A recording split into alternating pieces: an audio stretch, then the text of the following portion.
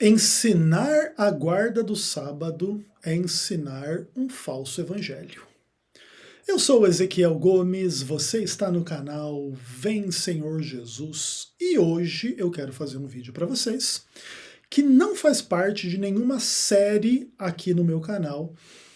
No meu canal eu tenho o costume de fazer bastante séries e nesse momento eu acredito que eu tenho umas 3 ou 4 séries em andamento, nenhuma fala sobre a guarda do sábado.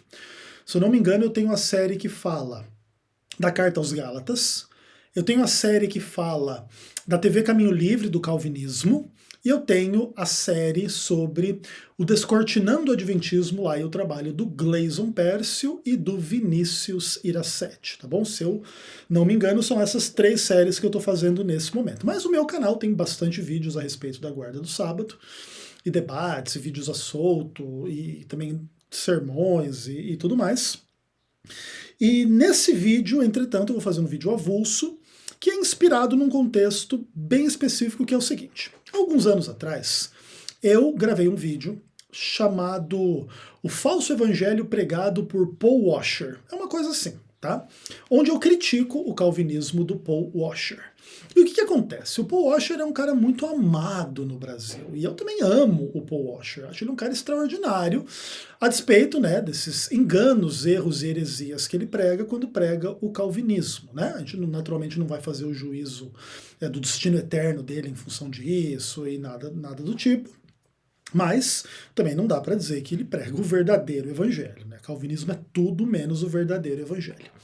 E de vez em quando algumas pessoas entram nesse vídeo e fazem comentários críticos à minha pessoa. Ah, Ezequiel, não sei o quê, você que está pregando um falso evangelho, porque o Paul Washer prega a verdade e tudo mais. Então, a maioria das pessoas que comentam naquele vídeo são pessoas que gostam do Paul Washer como pessoa e da teologia calvinista do Paul Washer. Então, né, eu pressuponho que a maioria dessas pessoas são calvinistas.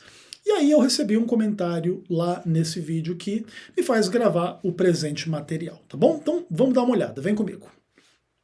Bom, pessoal, aí está o comentário da pessoa que se intitula como Bruno Silva e que dá ensejo para o Ezequiel gravar esse conteúdo que está gravando agora. E ele vai lá no meu conteúdo sobre o Paul Washer, quando eu falo que ele prega um falso evangelho, e comenta o seguinte: ensinar a guarda do sábado é ensinar um falso evangelho, disse o apóstolo Paulo na sua carta aos Gálatas. E é exatamente isso que vocês adventistas ensinam. Fora que colocam a palavra de uma mulher em pé de igualdade com as escrituras, assim como faz a Igreja Católica e as demais seitas. Bom, então eu achei bem interessante o comentário do Bruno, inclusive se você estiver assistindo esse vídeo, Bruno, eu te agradeço pelo seu comentário. E vou aproveitar então para comentar o seu comentário, tá? Para reagir às suas afirmações no melhor espírito bereano possível e realmente avaliando se pregar a guarda do sábado é ensinar um falso evangelho, onde basicamente o Bruno está fazendo o quê? Ele está devolvendo sobre mim, Ezequiel, a afirmação que eu fiz sobre o Paul Washer. Eu disse assim, ó, Paul Washer prega um falso evangelho, porque prega o calvinismo. E o Bruno diz, não, veja bem, quem prega um falso evangelho é você, Ezequiel, porque você prega, dentre outras coisas, a guarda do sábado. E pregar a guarda do sábado é pregar um falso evangelho. Bom, super legal, super interessante. E nós vamos comentar a esse respeito nesse vídeo, tá bom? Vamos lá. Bom, primeiro de tudo, a ideia de que se deve guardar o sábado, ela remonta à criação do mundo, ela remonta à experiência de Israel com Deus, e ela remonta à concessão da lei de Deus a Israel, conforme registrado na Bíblia. Então, a palavra de Deus diz no livro de Gênesis, no capítulo 2, versos 1 a 3, que quando Deus acabou de criar o mundo, o que aconteceu? A narrativa diz assim: assim foram acabados os exércitos do céu e da terra, e havendo Deus terminado no dia 7º a sua obra que fizera, descansou nesse dia de toda a obra que tinha feito. E abençoou Deus o dia sétimo e o santificou, porque nele descansou de toda a obra que como Criador fizera. Então a ideia é que desde o sétimo dia da criação, cada sétimo dia seria santo, porque Deus o santificou, o abençoou, porque nele, no sétimo dia, Deus descansou de toda a sua obra. Aí quando você abre a Bíblia lá em Êxodo capítulo 16, você tem a ideia do maná, né, toda aquela ocorrência a respeito da concessão do maná ao povo de Israel enquanto estava peregrinando, né, do Egito até Canaã pelo deserto. E aí o texto diz assim, em Êxodo 16, a partir do verso 25. Então Moisés diz: comei-o hoje, porquanto o sábado é do Senhor. Hoje não o achareis no campo, 6 dias o colhereis, mas no sétimo dia é o sábado, não haverá. Ao sétimo dia saíram alguns do povo para colher, porém não o acharam. Então disse o Senhor a Moisés: até quando recusareis a guardar os meus mandamentos e as minhas leis? Um dos aspectos mais interessantes a respeito da narrativa de Êxodo 16 é que aqui está a ideia da guarda do sábado como um mandamento, mesmo antes da concessão da lei, que só ocorre em Êxodo 19 e 20, que é de fato o estabelecimento da aliança de Deus com Israel no Monte Sinai. E lá nos 10 mandamentos que Deus vai dar no Monte Sinai, vai estar escrito lá: lembra-te do dia de sábado para o santificar, 6 dias trabalharás, farás toda a tua obra e etc. Mas o sétimo dia é o sábado do Senhor teu Deus, nele não farás nenhum trabalho, nem você, nem teu filho, nem tua filha, nem teu servo, nenhum animal e etc. E a razão para isto é explicada nos seguintes termos: porque em 6 dias fez o Senhor o céu, a terra, o mar, e tudo que neles há, e ao sétimo dia descansou, por isso o Senhor abençoou o dia de sábado e o santificou, tá bom? Então, aponta para a criação e diz que por causa daquilo você deveria guardar o sábado, e inclusive ordena a guarda do sábado mesmo antes da concessão da lei, lá em Êxodo capítulo 16, tá bom? A lei só é concedida no capítulo 19 e 20 do livro do Êxodo, e aí vai que vai adiante. Bom, durante toda a palavra de Deus, né, o Antigo Testamento, vai falar a respeito dessa ideia da guarda do sábado, de questões assim bem interessantes, né, de uma forma mais ou menos geral. Existe bastante discussão na Bíblia sobre essa questão assim de você ser fiel a Deus, e uma das marcas da fidelidade a Deus está na guarda do sábado. Nós temos textos importantes, por exemplo, como no livro de Jeremias, né, se não me engano, capítulo 17, exatamente.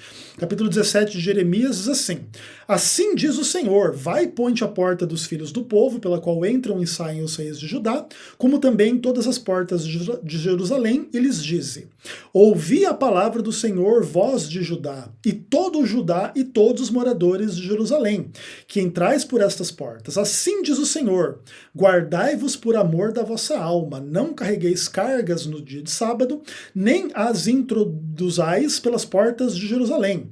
Não tirais cargas de vossa casa no dia de sábado, nem façais obra alguma, antes santificai o dia de sábado, como ordenei a vossos pais. Então você vê que essa discussão da guarda do sábado ela é bastante presente, né?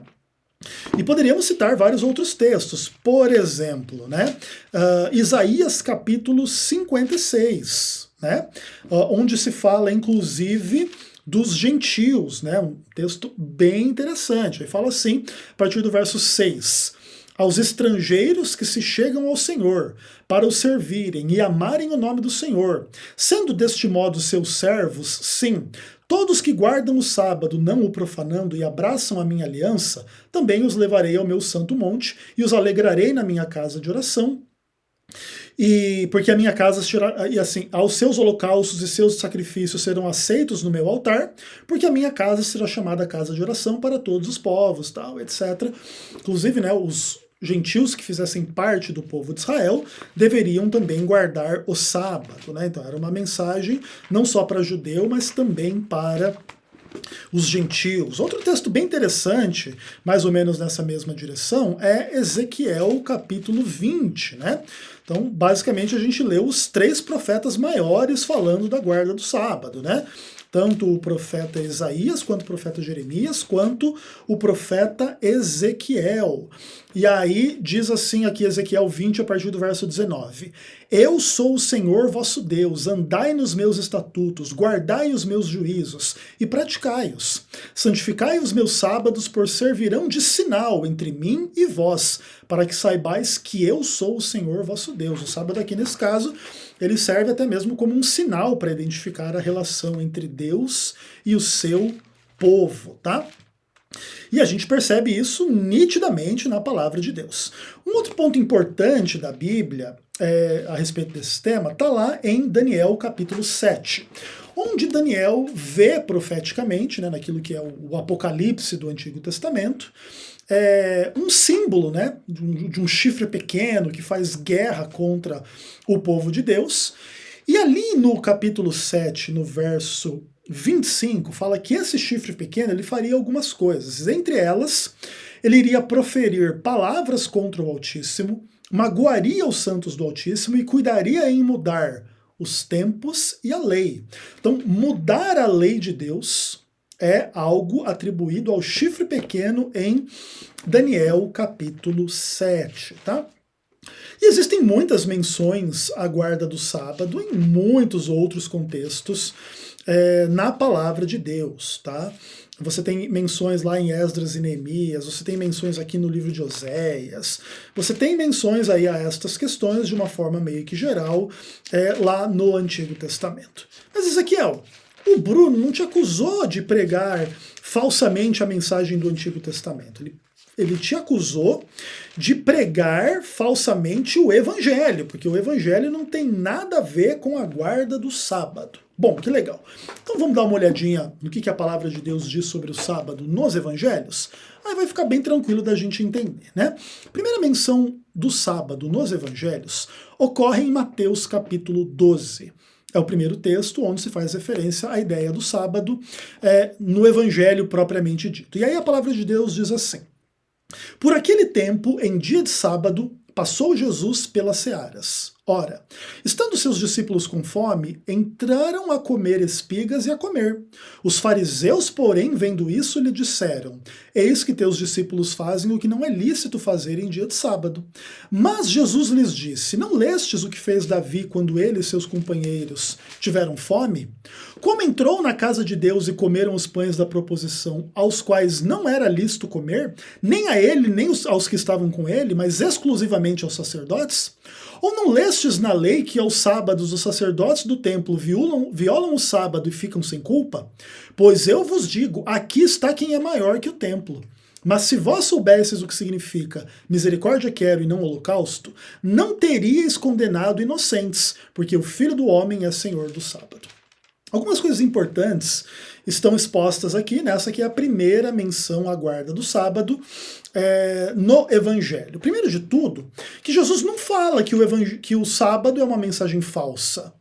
Jesus não fala que o sábado é um mandamento irrelevante.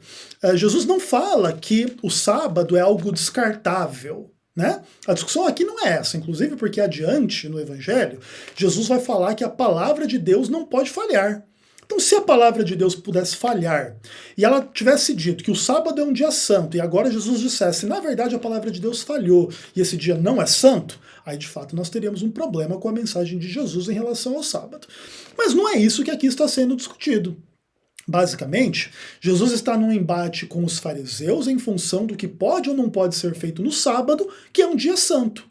E os fariseus estavam acusando Jesus e os discípulos de fazerem algo ilícito, mas não tinha nada na lei, no mandamento do sábado, conforme a gente leu, que permitisse as pessoas colherem alimentos para se alimentar. Ninguém ali estava trabalhando, colhendo espigas. Eles estavam simplesmente com fome, o texto inclusive enfatiza isso de forma absolutamente clara, e foram colher alguma coisa para comer, não para trabalhar, não para vender, não para carregar cargas lá nas portas de Jerusalém, inclusive conforme Jeremias 17 diz que não era para fazer. Então esse é o primeiro ponto. O segundo ponto é que os fariseus supostamente estavam super preocupados com os discípulos estarem transgredindo o sábado, mas os discípulos não estavam fazendo nada que era proibido fazer no sábado. Entretanto, os fariseus tinham, né, por exemplo, Davi como um dos grandes heróis do seu povo, né? E Davi fez algo que a lei dizia que não era para fazer. Opa, então veja bem, os discípulos não estão fazendo nada contra a lei. Davi fez algo contra a lei, agora o fariseu reclama do discípulo e aceita Davi? É isso que Jesus aqui está apontando, né? Então, assim, Jesus deixa isso de forma absolutamente clara. Outra coisa, os fariseus eram um grupo israelita ligado aos sacerdotes no templo, no tempo em que Jesus vivia. E aí o que Jesus fala aqui? Ué, os sacerdotes violam o sábado e ficam sem culpa. Então veja bem, hoje vocês estão reclamando que os discípulos estão violando o sábado, por que vocês não tratam esses discípulos aqui igual você trata o seu sacerdote ali dentro do templo? Se isso aqui fosse uma violação do sábado, seria uma violação sem culpa. Por quê? Porque eles estão inocentes, eles não estão fazendo o que a lei proíbe, eles estão simplesmente se alimentando. E aí, Jesus fala, eu sou maior do que o templo, e se vocês soubessem o que eu queria dizer na minha palavra com o termo misericórdia quero e não sacrifício, vocês não teriam condenado esses inocentes. E aí ele fala, porque o Filho do Homem é o Senhor do sábado. Bom, a maioria das igrejas hoje diz que o dia do Senhor é o domingo. Jesus falou que ele é o Senhor do sábado.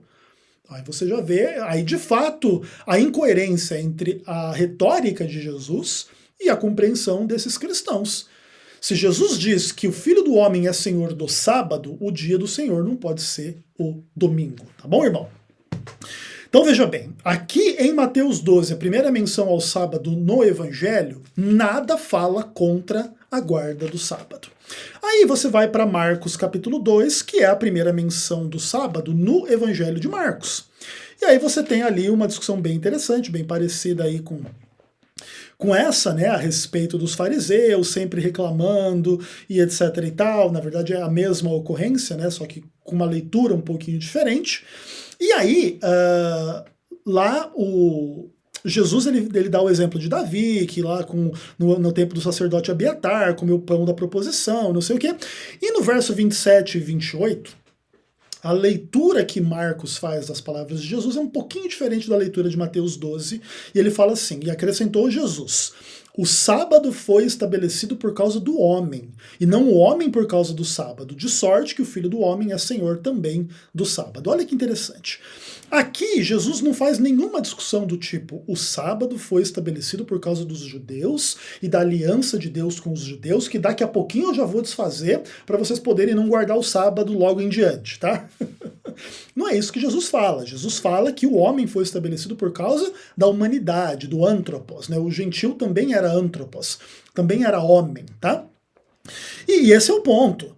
Desta maneira, como Jesus aplica a guarda do sábado à humanidade, não meramente a uma etnia, a um judeu, tá?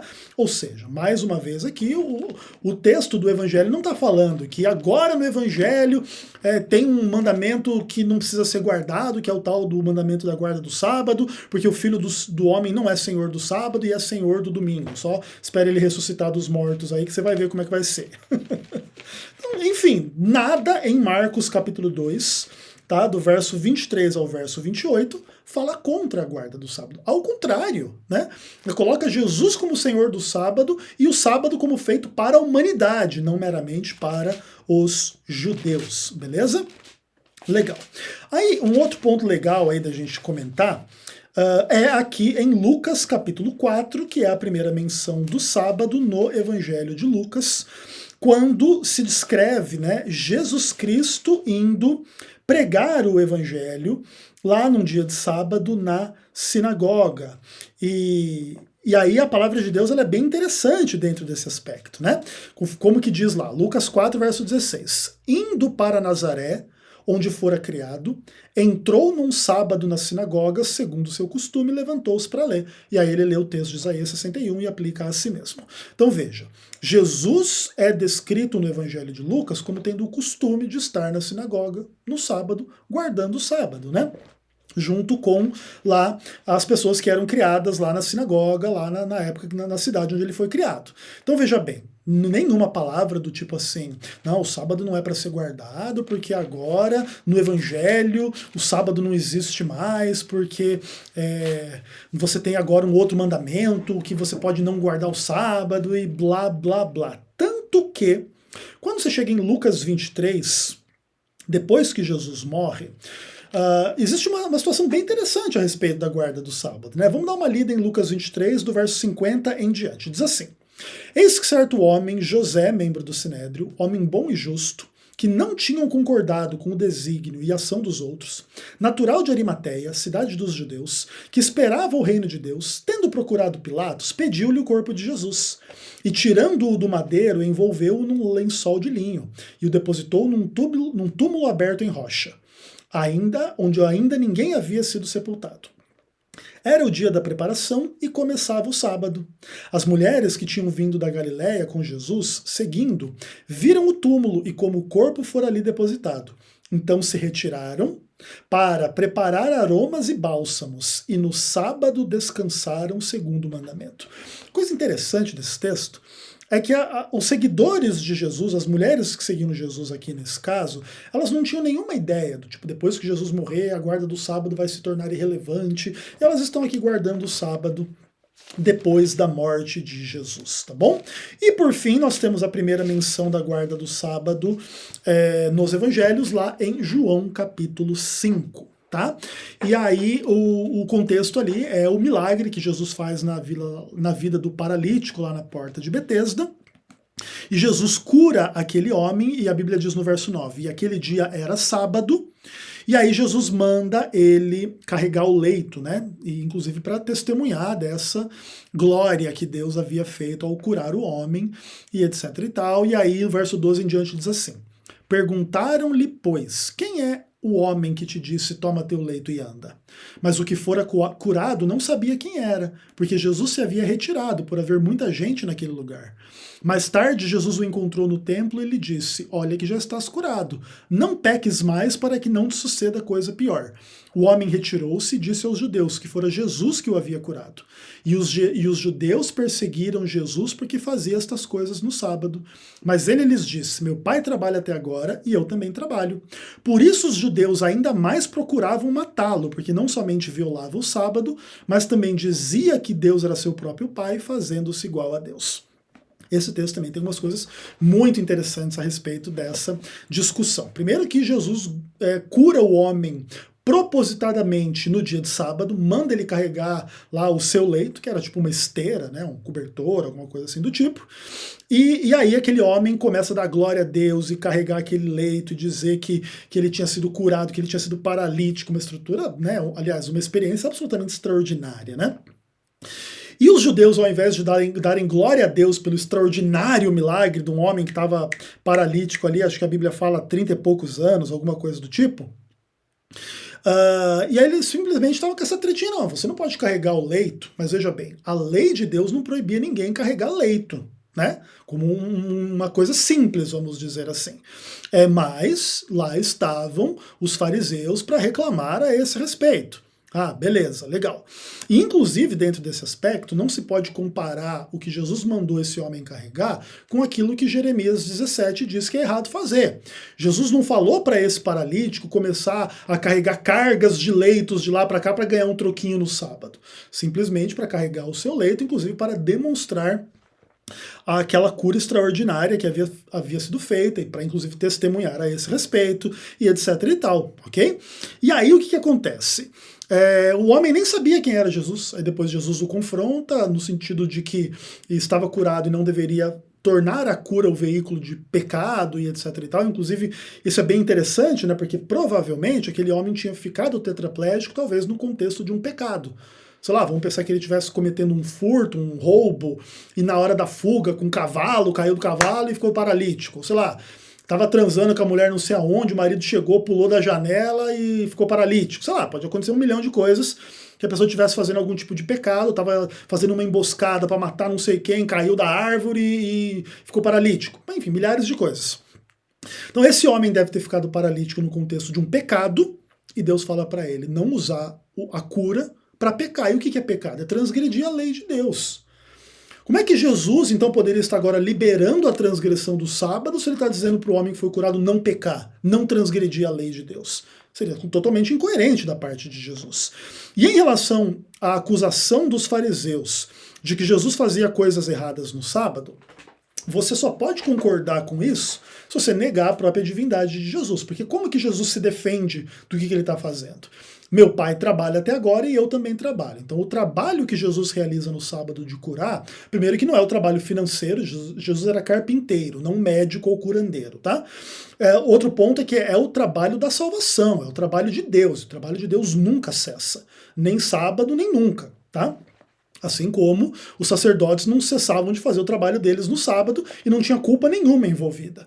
Então Jesus, ao fazer o que ele faz no sábado, não tem nenhuma culpa de estar pecando contra Deus. Mas os judeus lá, os fariseus, ficavam bravos e queriam matar Jesus. Por quê? Porque na cabeça deles, fariseus, Jesus violava o sábado e se fazia igual a Deus. Mas veja, Jesus nem violava o sábado e ele era, sim, igual a Deus. Depois ele vai ensinar. No próprio Evangelho de João, você abre lá no capítulo 10, verso 30, que diz a palavra de Deus lá, Jesus falando, eu e o Pai somos um. Então veja bem, os fariseus estavam equivocados. Jesus não transgredia o sábado. E também ele era igual a Deus, certo? Inclusive lá depois em João capítulo 1, verso 1, tem lá a revelação clássica, né? No princípio era o verbo estava com Deus e o verbo era Deus. E o verso 14 diz que o verbo se fez carne. Então Deus se fez homem na pessoa de Cristo. Quem é Deus? Aquele que criou o mundo em 6 dias e descansou no 7º e abençoou o 7º dia. Então como é que guarda do sábado não tem nada a ver com o evangelho, porque o evangelho é anti-sabático? E você, inclusive, Bruno, diz que você vai fundamentar a bobagem que você está pregando aí em Paulo, né? Você vai dizer assim que Paulo ensina que isso aí é errado, guardar o sábado em Gálatas, né? Mas olha que coisa interessante, cara. O que Paulo fala lá em Gálatas, né? Ele fala que Jesus foi nascido sob a lei. Ele não fala que Jesus nasceu não debaixo da lei. Lá no capítulo 4, que inclusive é o capítulo onde supostamente Paulo também fala que não se deve guardar o sábado. Mas será que fala realmente isso ou não? Então vamos dar uma olhada lá. Gálatas capítulo 4, tá bom, Bruno? Aí a palavra de Deus diz o seguinte, ó. Digo, pois, que durante o tempo em que o herdeiro é menor, em nada difere do escravo, posto que ele é o senhor de tudo. Mas está sob tutores e curadores até o tempo predeterminado pelo Pai. Assim também nós, quando éramos menores, estávamos servilmente sujeitos aos rudimentos do mundo. Vindo, porém, à plenitude do tempo, Deus enviou seu Filho, nascido de mulher, nascido sob a lei, para resgatar os que estavam sob a lei, a fim de que recebêssemos a adoção de filhos, e porque vós sois filhos, enviou Deus ao vosso coração o Espírito do seu Filho, que clama, Abba, Pai, de sorte que já não és escravo, porém filho, e sendo filho é também herdeiro. Coisa importante para falar aqui. Aqui em Gálatas 4, portanto, Paulo está dizendo que Jesus nasceu sob a lei, para resgatar os que estavam sob a lei. Então veja bem, Jesus não poderia transgredir a lei, porque senão ele não poderia resgatar as pessoas que estavam sob a lei. Jesus seria um pecador se, nascido debaixo da lei, transgredisse a lei. Então, por exemplo, mesmo que você pressupor que existe, né, uma primeira aliança e uma segunda aliança, a primeira é da lei, a segunda é da graça. Jesus viveu sob a primeira aliança, onde tinha que guardar o sábado, e guardou todos os sábados da sua vida de forma perfeita e sem pecado, uma vez que ele foi perfeito e sem pecado. De outra maneira, não se poderia falar que Jesus não pecou. O que diz lá 1 João capítulo 3, verso 4? Aquele que pratica o pecado transgride a lei, porque o pecado é a transgressão da lei. Olha que interessante, isso aqui é texto do Novo Testamento, né? Não é texto do Antigo. Então, no Novo Testamento, transgredir a lei também permanece pecado. Olha lá depois, dá uma olhada em Tiago, capítulo 2, Bruno. Tiago 2, verso 10 em diante, diz o seguinte, ó. Porque qualquer que guarda toda a lei, mas tropeça em um só ponto, se torna culpado de todos. Porquanto aquele que disse, não adulterarás, também ordenou, não matarás. Ora, se não adulteras, porém matas, vens a ser transgressor da lei. Falai de tal maneira e de tal maneira procedei, como aqueles que hão de ser julgados pela lei da liberdade. Porque o juízo é sem misericórdia para aquele que não usou de misericórdia, mas a misericórdia triunfa sobre o juízo. Veja que importante. Tiago está argumentando dessa forma para dizer que você não pode transgredir nenhum dos 10 mandamentos. De outra maneira, ele não poderia dizer o que ele aqui está dizendo. Ele poderia dizer o seguinte: qualquer que guarda toda a lei, mas tropeça em um só ponto, se torna culpado de todos.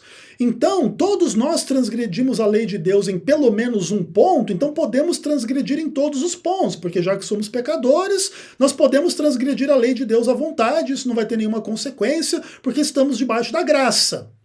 Não é exatamente essa a argumentação de Tiago. Tiago fala que se você guarda os 10 mandamentos, lá, 9 mandamentos e transgride um, você está transgredindo a lei. Então você, por exemplo, não mente, não rouba, não adultera, guarda o sábado, mas você vai lá e é um assassino. Você é um transgressor da lei. E olha que coisa interessante, Bruno. Se você aplicar essa lógica aqui à guarda do sábado, todo cristão tem que guardar o sábado. Senão ele é um transgressor da lei. Assim como um ladrão, um assassino, um mentiroso, um idólatra e blá blá blá. Inclusive que você cita aí no seu comentário, né? Os católicos e Maria e não sei das quantas. Então católico e Maria são idólatras ou coisas do tipo. É isso mesmo? Ué, mas se você pode transgredir um dos 10 mandamentos que diz para guardar o sábado, por que você não deixa os católicos transgredirem o mandamento onde não pode adorar Maria ou imagens de escultura? Porque eles também não estão debaixo da lei, eles estão debaixo da graça. Aí nessa hora não funciona a sua argumentação, né, Bruno? E olha, tudo isso que nós estamos lendo aqui é Novo Testamento, Tiago capítulo 2.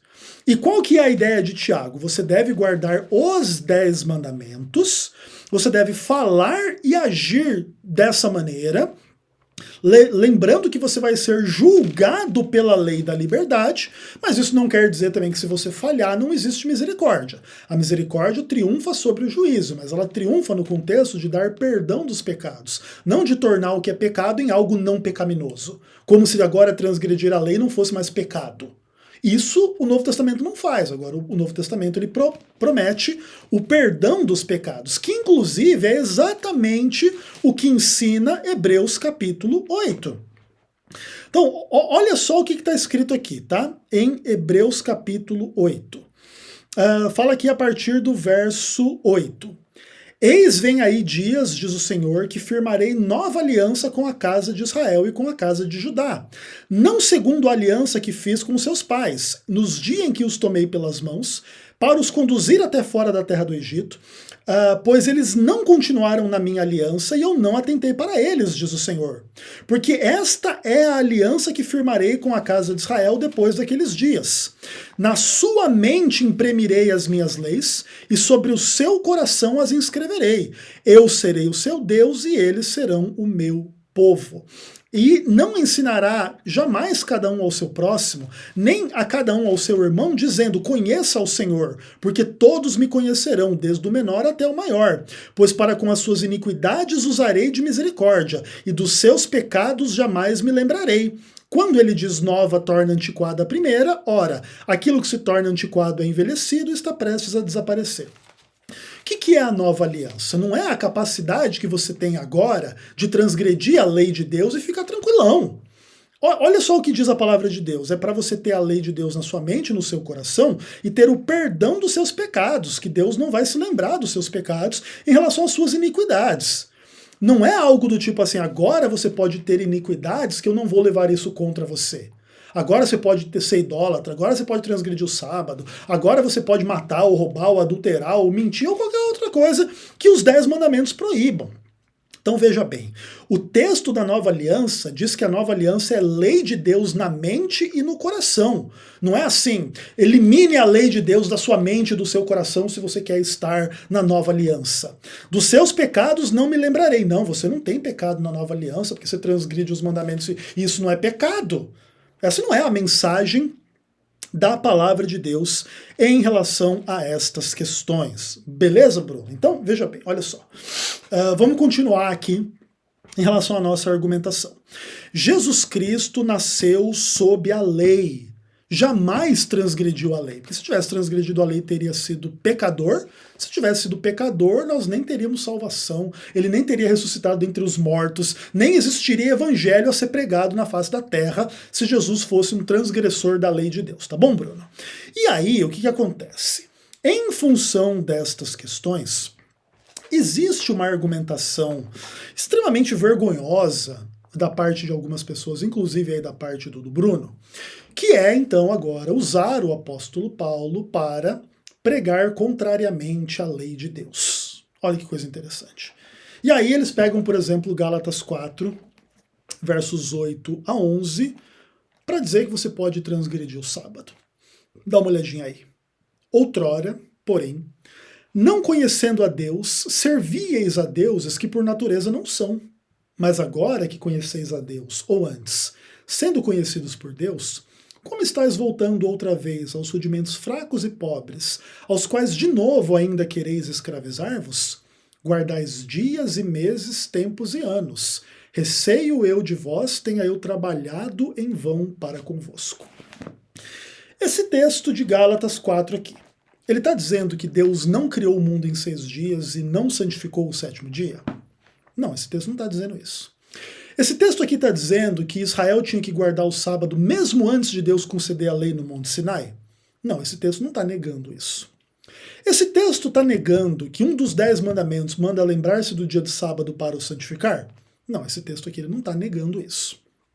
Esse texto está dizendo: guardais dias, meses, tempos e anos, receio tenha eu trabalhado em vão para convosco. Veja bem, para você dizer que esse texto implica que quem guarda dias, por exemplo, como quem guarda o sábado, é uma pessoa que está se escravizando a rudimentos fracos do mundo, e por quem Paulo trabalhou em vão, você basicamente está inferindo que obedecer um dos 10 mandamentos é você se colocar no caminho contrário à vontade de Deus, inclusive revelando que Tiago 2 está um texto completamente errado. Ué, se guardar dias é contra Deus, como que Tiago capítulo 2 diz para você guardar os 10 mandamentos? E se você transgride um dos 10 mandamentos, você transgride todos. Porque um dos 10 mandamentos manda guardar um dia. Outra coisa, o texto dos 10 mandamentos não fala para guardar dias, meses, tempos e anos. Ou seja, a referência de Paulo não é especificamente ao 4º mandamento, mas é a um sistema mais amplo de guarda de dias, meses, tempos e anos. E aí existem 2 hipóteses dentro da interpretação da carta aos Gálatas, que esses dias, meses, tempos e anos eram toda a economia judaica do templo, das colheitas, do jubileu, que envolviam a guarda do sábado também, mas iam além da guarda do sábado, ou, inclusive, todo o calendário pagão, que também tinha guarda de dia, e solstício, e equinócio, e etc e tal, de acordo com as colheitas, de acordo com as práticas dos pagãos. Que, inclusive, faz mais, vamos pensar assim, sentido em Gálatas, porque os Gálatas eram pagãos se convertendo ao cristianismo, não judeus. Tanto que os judaizantes estão falando para os pagãos que estavam se convertendo ao cristianismo coisas que eles não sabiam sobre a circuncisão e tudo mais. E aí tem um pouco dessa discussão se os judaizantes também estavam pregando a guarda do sábado para os gentios aqui de Gálatas e se Paulo está se levantando contra isso. Agora veja bem, a carta aos Gálatas é muito clara ao falar que os judaizantes pregavam a circuncisão, mas não é claro em momento nenhum falando que os judaizantes pregavam a guarda do sábado. E esse texto de Gálatas capítulo 4, verso 10, pode significar não somente a guarda do sábado, mas toda a economia judaica, ou mesmo os dias pagãos de uma forma meio que geral. E inclusive também demonstram que caso os judaizantes tivessem uma visão sincrética entre o judaísmo e o paganismo, como acontece lá em Colossenses, você também poderia ter uma heresia que mesclasse elementos judaicos com elementos pagãos e que também seria equivocado, como você mesclar a adoração idolátrica de Deus pagão com guarda do sábado, ou com comidas e bebidas, e festa, e lua nova, e etc e tal, que é um pouco do problema do que acontece lá em Colossos, tá bom? Em nenhum desses casos, entretanto, o texto é claro de dizer que você pode transgredir um dos 10 mandamentos, até porque adiante, Paulo vai falar o seguinte, lá em Gálatas 6, verso 2. Levai as cargas uns dos outros, e assim cumprireis a lei de Cristo. Opa, peraí. Então quer dizer que você tem que cumprir a lei de Cristo na carta aos Gálatas. E aí, Cristo não é Deus ou não é? Porque se Cristo é Deus, Deus é aquele que criou o mundo em 6 dias e descansou no 7º, e deu o mandamento do sábado, porque o sábado é um dia santo, sagrado e abençoado. Você tem que seguir a lei de Cristo, seguir a lei de Deus. Não é o Filho do Homem o Senhor do sábado? Não é o sétimo dia o sábado do Senhor teu Deus? Então como que obedecer esse mandamento do próprio Cristo, do próprio Deus, poderia de alguma forma te colocar contra o Evangelho? Isso é uma visão completamente absurda. Além de que, se essa visão fosse correta, Tiago 2 estaria completamente errado. 1 João capítulo 3 estaria completamente errado. Lembra que a gente já leu? O pecado é a transgressão da lei. Ué, se o Bruno tivesse correto, eu poderia transgredir a lei não guardando o sábado e isso não seria pecado. Aí eu teria que tirar esse texto da Bíblia. Transgressão da lei não é pecado, porque eu transgrido a lei do sábado e não peco, porque esse mandamento não existe, e quem quer seguir esse mandamento está contra a palavra de Deus, e blá, blá, blá. Então, Bruno, é uma piada esse papo seu, cara. Agora, para terminar, vamos abrir a nossa Bíblia lá em Apocalipse capítulo 14. Apocalipse 14, né? Você gosta de evangelho, Bruno? Você gosta de evangelho? Legal, cara. Então eu vou ler para você Apocalipse 14, do verso 6 até o verso 12, tá bom? E aí a palavra de Deus diz o seguinte: Vi outro anjo voando pelo meio do céu, tendo um evangelho eterno para pregar os que se assentam sobre a terra, e a cada nação, tribo, língua e povo, dizendo em grande voz: Temei a Deus e dai-lhe glória, pois é chegada a hora do seu juízo. E adorai aquele que fez o céu, a terra, o mar e as fontes das águas. Seguiu-se outro anjo, segundo dizendo: Caiu a grande Babilônia, que tem dado a beber a todas as nações do vinho da fúria da sua prostituição. Seguiu-se a estes outro anjo, o terceiro, dizendo em grande voz: Se alguém adora a besta e a sua imagem, recebe a sua marca na fronte ou sobre a mão, também este beberá do vinho da cólera de Deus, preparado sem mistura do cálice da sua ira, e será atormentado com fogo e enxofre diante dos santos anjos e na presença do Cordeiro.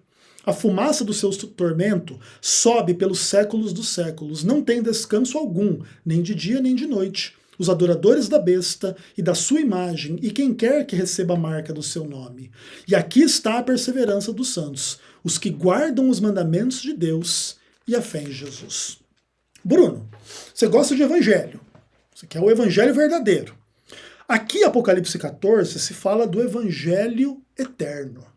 E esse evangelho eterno, ele tem algumas características bem importantes. Uma delas é que você deve adorar aquele que fez o céu, a terra, o mar e as fontes das águas. Vamos entender o que isso quer dizer?